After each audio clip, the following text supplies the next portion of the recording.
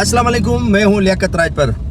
दोस्तों, सिंध के सिस्टम में हाथ पड़ना शुरू हो गए हैं। सिंध का सिस्टम हिल गया है और सिंध के सिस्टम में हाथ जब बड़े डालते हैं तो उनके आगे पीछे वाले भी इधर उधर हो जाते हैं। 2 गिरफ्तारियां हुई हैं और 2 गिरफ्तारियां होने के बाद मज़ीद भी गिरफ्तारियां होने जा रही हैं।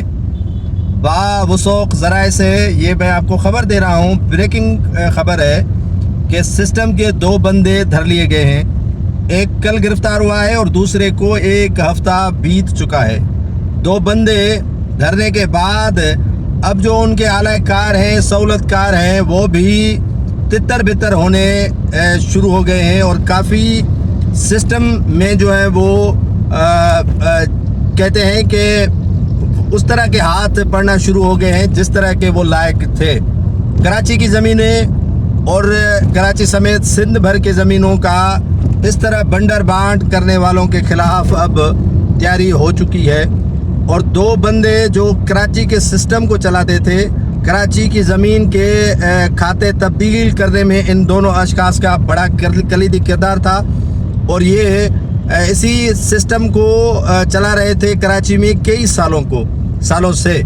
और कई सालों से चलने वाला सिस्टम अब आहिस्ता आहिस्ता ख़त्म होने जा रहा है। अब इस सिस्टम की जो है वो रवानी जो तेज़ी के साथ हो रही थी, अब ये अपनी मौत मरने वाला है। अब जो 2 अशख़ास गिरफ़्तार हुए हैं उन्होंने तो बड़े बड़े इंकिशाफ़ात कर लिए हैं और इंकिशाफ़ात भी ऐसे कर लिए हैं कि लोग सुनकर अल्लाह की अमान मांगेंगे। गरीबों का हक तो इन्होंने खा लिया, ज़मीनें इधर की उधर कर ली, लेकिन जिनके लिए इन्होंने काम किया वो तो मुल्क ही छोड़कर फ़रार हो चुके हैं। मुल्क में वो इस वक्त मौजूद नहीं है। आप पूछेंगे कि मैं किन की बात कर रहा हूँ, तो नाजरीन ये ध्यान से सुन लीजिएगा कि साबिक DC मलीर मोहम्मद अली शाह जो स्पेशल सेक्रेटरी भी रह चुके हैं या गालिबन हैं लोकल गवर्नमेंट के, और उसके अलावा सारा सिस्टम कराची का, और गुलाम मोहम्मद मल्लाह का नाम किसी ने नहीं सुना होगा।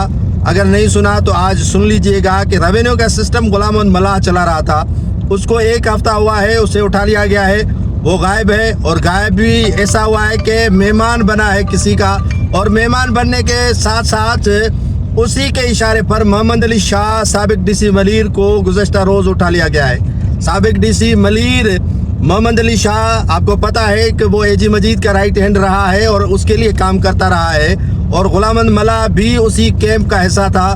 दोनों को उठा लिया गया है और काफ़ी ऐसे अफराद, ऐसे अफसरान, ऐसे ब्यूरोक्रेट्स, ऐसे जो है वो ब्रोकर भी उठाए जाएंगे जिनके जो है वो ज़रिए ये कराची का जो ज़मीनों का काम, लैंड ग्रैबिंग और दीगर मामला थे उनमें उनकी पहुंच थी। अब उनके ख़िलाफ़ जो है वो काफ़ी घेरा तंग कर लिया गया है और उनको गिरफ़्तार करने की तैयारी हो चुकी है।